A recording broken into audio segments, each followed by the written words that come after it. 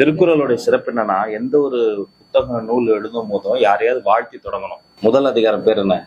கடவுள் வாழ்த்து. கடவுள் அவர் வாழ்த்தி தொடங்குறார். சரி, வாழ்த்திட்டோம். அடுத்து அந்த அந்த புத்தகத்துல ஏதோடைய சிறப்பு சொல்லப்போம். ஏதோ ஒரு சிறப்பு சொல்லணும்ல. 2வது அதிகாரம் பேர் கடவுளுக்கு அடுத்த இடத்தில் வானத்தை வைக்கிறார் வள்ளுவர். ஏன்னா ஏழை பாலை பார்க்காம ஒரே மாதிரி பேர் தான் வானத்து சிறப்பு. கடவுள் வாழ்த்தியாச்சு, வானத்து சிறப்பு சொல்லியாச்சு. அந்த நூல் யாருடைய பெருமையை சொல்லப்போகுது? ஏன் பெருமையா, உங்க பெருமையா, யார் பெருமை? நமக்கு முன்னாடி நீத்தா இருப்பாருங்க, அவர்களுடைய பெருமையை சொல்லுங்க. இப்போ 3 முடிஞ்சிருச்சு. கடவுள் வாழ்த்தியாச்சு, வானத்து சிறப்பு சொல்லியாச்சு, பெருமைன்னு சொல்லியாச்சு. The purpose of the book, இந்த நூல் எதை வலியுறுத்துது? மொத்த புக்குமே அறம்ங்க. அது அறம், அவ்வளவுதாங்க தெரிவிக்கிறது. இந்த அறத்திலையும் அறம்பொருள் பலன்னு சொல்லுவோம். முதல்ல சொல்ற அறம் என்ன தெரியுமா? அறம் எங்க இருந்து தெரியுமா தொடங்குது? வீட்டுல இருந்து தொடங்குது. இல்லறம், வீட்டை இல்லறம்னு சொல்லுவோம்ல. பொதுவாவே இந்த மாதிரி வாலிபர்களா இருக்காங்க பாருங்க, சின்ன பசங்களா, அவங்களுக்கு எப்படா கல்யாணம் ஆகணும்னு ஒரு ஆசை இருக்கும். ஆனா அவங்களுக்கு ஏன் கல்யாணம் ஆச்சு, நம்ம அவசரம் பண்ணிட்டோம் எண்ணம் இருக்கும். அப்ப அந்த இல் வாழ்க்கையிலயும் ஃபர்ஸ்ட் அவர் என்ன சொல்றாருன்னா 6 உதவிகள் சொல்றாரு. இந்த 6 உதவிகள் பண்ணுவதற்கு ஒரு ஆண் ரெடி ஆயிட்டாருன்னா அவர் திருமணத்துக்கு ரெடி ஆவார். அந்த அதிகாரம் பேர் என்ன? இல்வாழ்க்கை. இந்த இல்வாழ்க்கையில அந்த 6 உதவிகள் அவர் செய்யறதுக்கு முதல் 6 குறள் சொல்லி அதுக்கு தயாரானத போறார். அடுத்து வர்றார் பெண்கள். இந்த உதவி செய்யும் போது அவங்க தடுக்க கூடாது, அவங்களும் உதவி செய்யணும்.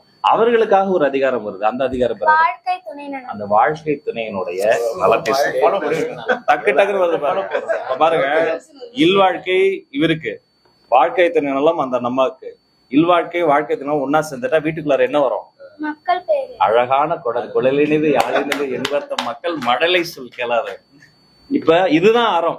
அவரு நல்லா உதவி செய்வாரு, இந்த அம்மா உதவி செய்வாங்க. அவங்களுக்கு ஒரு குழந்தை பிறந்துருச்சு. அந்த குழந்தையினுடைய சிறப்பு அவ்வளவு சிறப்பு. இப்ப அந்த வீட்டுக்குள்ளார ஒண்ணு பெருகும். குழந்தை அந்த பிறகு ஒரு உடைமை இருக்கும், வீட்டுடைமை சொத்துடைமை எல்லாம் இருக்கும். ஒரு உடைமை கட்டுக்கடங்காமல் பெருகும். அது என்னது? அடுத்த அதிகாரம் பேரு அன்புடைமை. அதான் அன்பு. இதுதான் அறம். இப்ப பாருங்க, அப்பா அம்மா குழந்தை 3 பேரும் ரத்த சம்பந்தம், அதுக்குள்ளார அன்பு வருது. என்ன பண்றாரு வள்ளுவர்? அந்த ரத்த சம்பந்தம் இல்லாம ஒருத்தருக்கு அடுத்து தர்றோன்றாரு. அடுத்த அதிகாரம் பேர் என்ன? வீட்டுக்கு யாரோ ஒருத்தரை வாங்க சாப்பிடுங்க, வந்தவங்களுக்கு சாக்லேட் கொடுங்க, தண்ணி கொடுங்க, அப்புறம் தான் நாம சாப்பிட்டோமோ இல்லையாமன்னு பார்ப்போம். இப்ப வீட்டுக்கு வந்தவங்களுக்கு அன்பா காட்டின அந்த விருந்தோம்பல். வீட்டுல இருந்து ஒருத்தர் வெளில போறல, குழந்தை வளர்ந்துருச்சு. அப்ப அந்த குழந்தை வெளில போகுது, என்னத்த சொல்லணும்? நல்ல இனிய சொற்களை பேசணும், பாசிட்டிவா பேசணும். சில பேர் கத்திக்கிட்டே இருப்பாங்க தெரியுமா? ஏன் கத்துறாங்கன்னு அவங்களுக்கும் தெரியாது, கேட்கறவங்க தெரியாது. இது மாதிரி ஒவ்வொரு விஷயத்தையும் பார்த்து பார்த்து முற்றுதல் பண்ண 1330 குரலையும் இந்த குரல் அந்த குழந்தை இது குரல் குழந்தை. எல்லாம் கை தருங்க. உங்க கூட நான் ஒரு போட்டோ எடுத்துக்கவா? அவங்க 2 பேர் கூடயும் வாங்க.